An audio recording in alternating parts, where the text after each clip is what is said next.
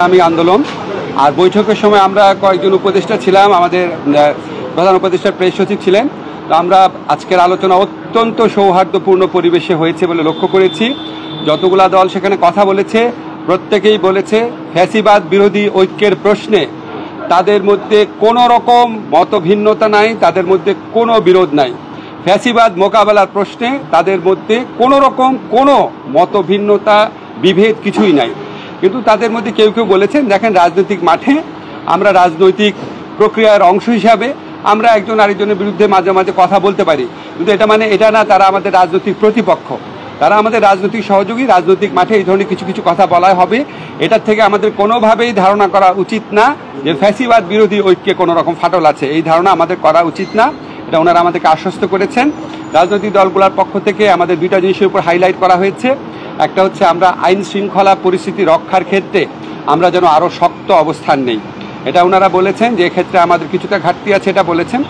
আরেকটা বিএনপির পক্ষ থেকে বিশেষভাবে বলা হয়েছে যে নির্বাচন প্রক্রিয়ার দিকে আমাদের সুষ্ঠুভাবে অগ্রসর হওয়া উচিত। আর হচ্ছে আমরা আমাদের প্রধান উপদেষ্টা উনি শুধু ঐক্যের কথা বলেননি, উনি বলেছেন আপনাদের মধ্যে ঐক্য আছে, এটা আর একটু দৃশ্যমান হলে ভালো হয়।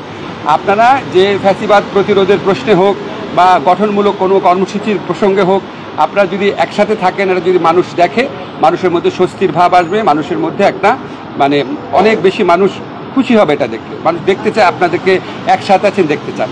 তো ওনারা বলেছেন, একটা আরেকটা হাইলাইট করেছেন যে ওনাদের মধ্যে ঐক্য আছে, এটা প্রমাণ হচ্ছে ওনারা মাঠে যাই বলুন না কেন, যখনই প্রধান উপদেষ্টা ডাকেন তখন তো ওনারা এসে হাজির হন। আরেকটা কথা বলেছেন আমাদের মধ্যে যে ঐক্য আছে, এটা আরেকটা প্রমাণ হচ্ছে আমরা তো জাতীয় ঐক্যমত কমিশনের মিটিংয়ে রেগুলার যাচ্ছি, কথা বলছি। ওনারা মূলত আমাদেরকে যে এই মেসেজটা দিয়েছেন চারটা বড় দল, যে রাজনৈতিক দলগুলোর ঐক্য নিয়ে, বিশেষ করে ফ্যাসিবাদ বিরোধী প্রশ্নে ঐক্যবদ্ধ, ওনাদের মধ্যে একতা এবং ঐক্য নিয়ে আমাদের মধ্যে কোনো রকম হতাশা, কোনো রকম প্রশ্ন, কোনো রকমের টেনশন থাকার প্রয়োজন নাই। ওনারা আইডেন্টিফাই করেছেন যে দেশের বিভিন্ন স্থানে যে নিষিদ্ধ দল আছে, যে ফ্যাসিস্টদের সহযোগী আছে, তারা মাঝে মাঝে মাথাচাড়া দেওয়ার চেষ্টা করছে। সেক্ষেত্রে ওনারা বলেছেন আমাদেরকে প্রশাসনিকভাবে কঠোর ব্যবস্থা নিতে। আমরা ওনাদের বলেছি আপনারা মাঠে দৃশ্যমান ঐক্যটা আরও বেশি দৃশ্যমান করবেন। এই প্রসঙ্গ এই সমস্ত কথাবার্তা বলে ভবিষ্যতে যে কোনো প্রশ্নে প্রধান উপদেষ্টা ডাকলেই সবাই আলোচনায় অংশ নেবেন, একসাথে মতামত প্রকাশ করবেন, একসাথে সিদ্ধান্ত নেবেন। এই ধরনের একটা খুব ভালো একটা ঐক্যের আবহর মধ্য দিয়ে আমাদের মিটিংটা শেষ হয়েছে। ধন্যবাদ। আপনারা মাঠে আরো কথা বলছেন।